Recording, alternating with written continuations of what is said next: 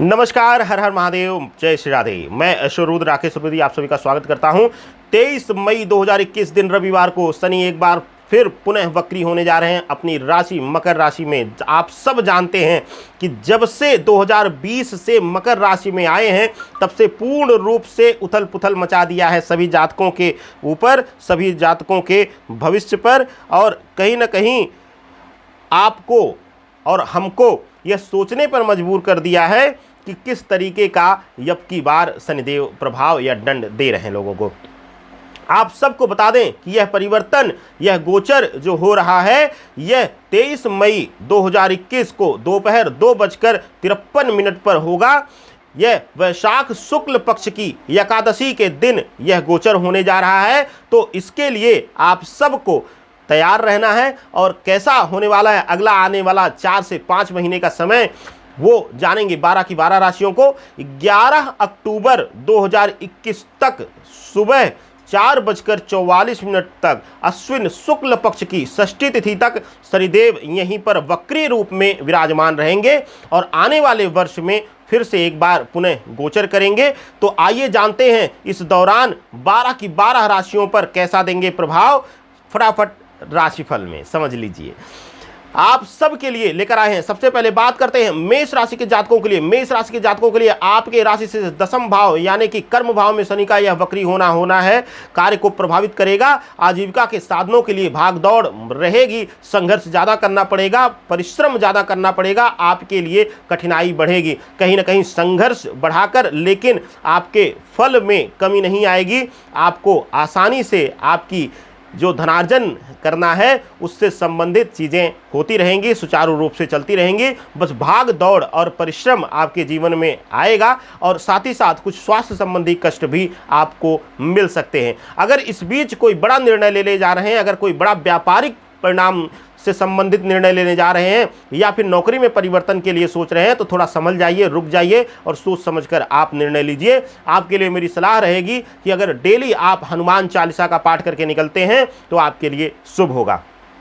बात करते हैं दूसरी राशि वृषभ राशि। वृषभ राशि वालों के लिए आपकी राशि के नवम भाव यानी कि भाग्य भाव में शनिदेव का वक्री होना, यह पूर्ण रूप से आपको पैसों और अभी तक जो आप आंख बंद करके बैठे रहते थे कि अरे मेरा तो भाग्य बहुत अच्छा है, मुझे तो बिना चाहे, बिना सोचे, बिना परिश्रम किए मिल जाता है, तो वो कहीं ना कहीं चुटकी बदल के परिवर्तन हो जाएगा और आपको एक एक पैसे के लिए तरसना पड़ जाएगा, तड़पना पड़ जाएगा, और आपको यह सोचने पर भी मजबूर कर देंगे शनिदेव कि अब तक जो आप कर रहे थे वह गलत है। आपके लिए इनडायरेक्टली कहें तो आपको कठिन समय आपके जीवन का अब शुरू हो चुका है। इस दौरान जब तक कि वक्री रहेंगे आपको संयमित रहने की जरूरत है वाणी भाव से, या अगर आप थोड़ा सा चारित्रिक दोष आपके अंदर है तो वहां भी आपको सावधान रहने की जरूरत रहेगी। नहीं तो आपको खास करके पति पत्नी के संबंधों में कुछ ही बड़े मुसीबत को आपको मोल लेना पड़ सकता है। आज आपके लिए मेरी सलाह रहेगी कि इस दौरान अगर आप सरसों के तेल का छाया दान करते हैं तो आपके लिए बहुत ही शुभ होगा। बात करते हैं मिथुन राशि। मिथुन राशि वालों के लिए आपकी राशि से अष्टम भाव में यह प्रभाव दिखाएंगे शनिदेव वक्री होकर। तो आपके लिए आपकी राशि पर ढैया का भी प्रभाव है, तो आपको कहीं ना कहीं स्वास्थ्य का और अपने से जुड़े लोगों के स्वास्थ्य का भी विशेष रूप से ख्याल रखना है। आय में भी कहीं ना कहीं यह प्रभावित करेंगे, और हो सकता है कि अब तक अगर आप निश्चिंत हो गए थे कि आप एक सही नौकरी या सही व्यवसाय की तलाश कर ले गए हैं, तो हो सकता है कि आपको उस पर एक बार फिर से सोचने पर मजबूर कर दें और आपको लगे कि जहां आप पहले थे वहीं फिर हैं। इस बीच आपको मेरी सलाह रहेगी कि आप ढैया के प्रभाव में अगर वाहन इत्यादि आप चलाते हैं और बहुत लंबी लंबी यात्राएं करते हैं तो आपको थोड़ा सा सावधान रहकर चलना चाहिए या चलाना चाहिए। अगर आप चाहते हैं तो आपके शुभ दिन रहें तो आपके लिए लाल रंग के चंदन का आपको लेपन करना है शिवलिंग पर, या फिर अर्पित करना है, उससे अभिषेक करना है। बात करते हैं कर्क राशि वालों के लिए। कर्क राशि वालों के लिए आपके सप्तम भाव यानी वैवाहिक सुख के भाव पर प्रभाव दिखाएंगे।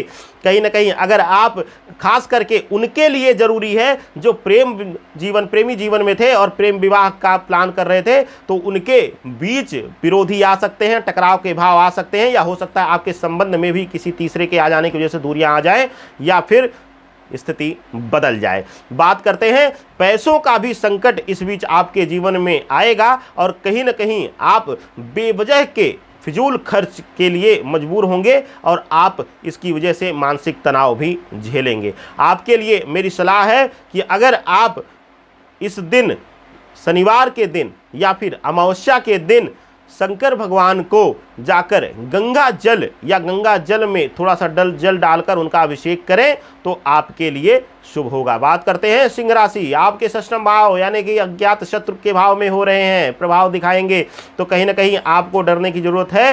रोग का भी स्थान, मैंने बार बार कहा था कि अज्ञात शत्रु में रोग का, बीमारियों का सबसे प्रथम स्थान आता है, तो आपको स्वास्थ्य संबंधी पीड़ा हो सकती है या पिता से संबंधित कुछ कष्ट या पीड़ा आपको मिल सकती है, तो आपको सावधान रहने की जरूरत है। बीमारियों पर खर्च बढ़ेगा, इस बीच दवाइयों पर खर्च बढ़ेगा, इसलिए मेरी सलाह रहेगी कि आप कहीं ना कहीं अपने आप को, अपने धन को संयमित करके, संतुलित करके चलें, जिससे कि आने वाले कठिन समय में आपको मुसीबत ना झेलना पड़े। आज आपको सलाह रहेगी कि अगर आप सुंदरकांड का पाठ कर लें या अगर पूरा पाठ नहीं कर पाते हैं तो 11 चौपाइयों का अगर आप रोज पाठ करते हैं तो आपके लिए शुभ होगा।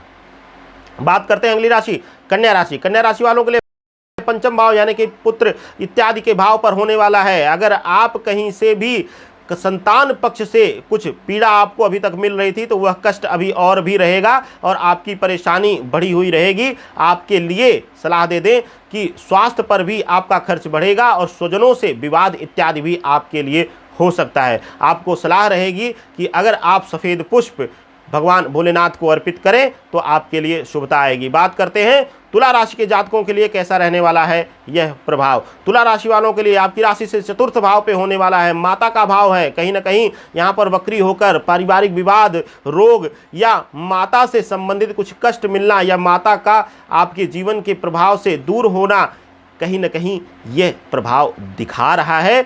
आपको थोड़ा सा सावधान या सतर्क माता के स्वास्थ्य के प्रति रहना होगा और आपको सलाह रहेगी कि अगर आप इस तरीके से इस बीच अगर किसी पीड़ा से परेशान हैं तो अगर आप किसी भी ज़रूरतमंद को जो ख्याल रखे, ज़रूरी नहीं कि वह ब्राह्मण हो, मेरे बार बार बात ध्यान से सुना करिए, जो ज़रूरतमंद हो उसको अगर आप दुधारू भैंस का, काली भैंस का या काली गाय का दान करते हैं तो आपके लिए शुभ स्थान आएगा और कहीं ना कहीं माता के स्वास्थ्य से पीड़ा में हैं। अगली राशि वृश्चिक राशि। वृश्चिक राशि वालों के लिए आपकी राशि से तृतीय स्थान पर है, यानी कि यह पराक्रम भाव, भाई बहन संबंधों के लिए, खास करके प्रेमी प्रेमिका पत्नी भाव के संबंधों के लिए भी है। और अगर कहीं से भी क्रूर ग्रहों के साथ यहाँ पर शनिदेव बैठे हुए हैं आपकी कुंडली में, आपके पार्टनर की कुंडली में, तो आपके लिए विवाद बढ़ सकता है या कर्ज बढ़ सकता है आपके ऊपर, कहीं ना कहीं से संबंधों में दूरियां भी ला सकते हैं। आपके लिए यह स्थान जो है वो आपके जीवन को बदल देगा, कहीं ना कहीं वाणी में तीक्ष्णता लाएगा, क्रोध लाएगा और कटु बोलना शुरू कर देंगे। आपके लिए सलाह है कि आप जितना हो सके हनुमान उपासना करें, आपके लिए शुभ होगा। बात करते हैं अगली राशि धनु राशि। धनु राशि के जातकों के लिए आपके द्वितीय स्थान यानी कि वाणी भाव पर हो रहा है शनिदेव का, इसके चलते आपके वाणी जो है कठोर हो जाएगी और बहुत ज़्यादा आप कट बोलना शुरू कर देंगे, आपसे लोग दूर होना शुरू कर देंगे, संबंधों में दूरियां आएंगी, संपत्ति से जुड़े हुए विवाद कहीं ना कहीं कुछ आपको परेशान कर सकते हैं, पैतृक संपत्ति से जुड़े विवादों में कहीं ना कहीं आपको विफलता हो सकती है और कहीं ना कहीं आपके दुर्घटना इत्यादि के शिकार हो सकते हैं। आप पंचमुखी हनुमान की पूजा करें और उनकी आराधना डेली करें, आपके लिए शुभ होगा।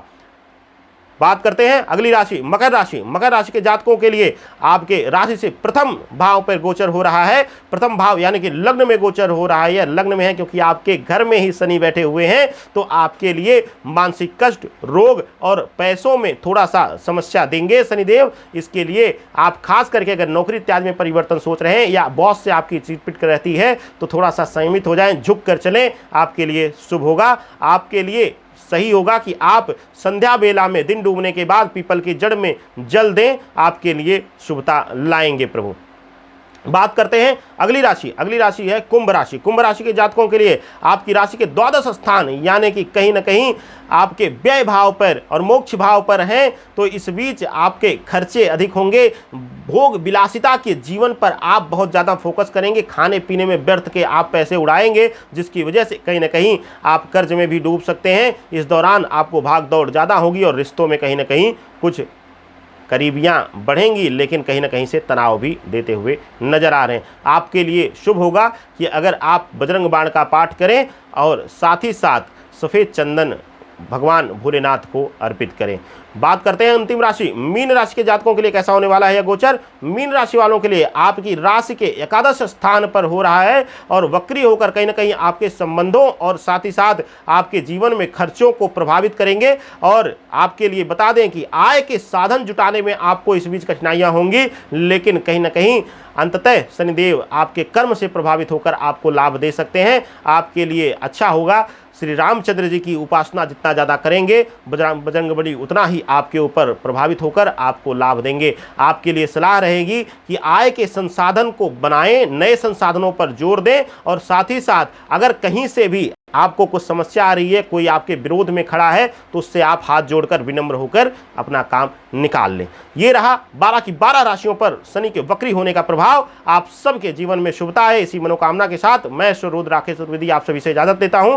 लेकिन हाँ, अगर आप किसी तरीके से कुंडली विश्लेषण कराना चाहते हैं या कोई जानकारी चाहते हैं, किसी तरीके का पूजा पाठ कर्मकांड इत्यादि से जुड़ी हुई भी जानकारी चाहते हैं, तो बेधड़क हमारे दिए गए नंबर पर कॉल या व्हाट्सएप कर सकते हैं। आप सबके शुभ मंगल कामना के साथ नमस्कार। हर हर महादेव।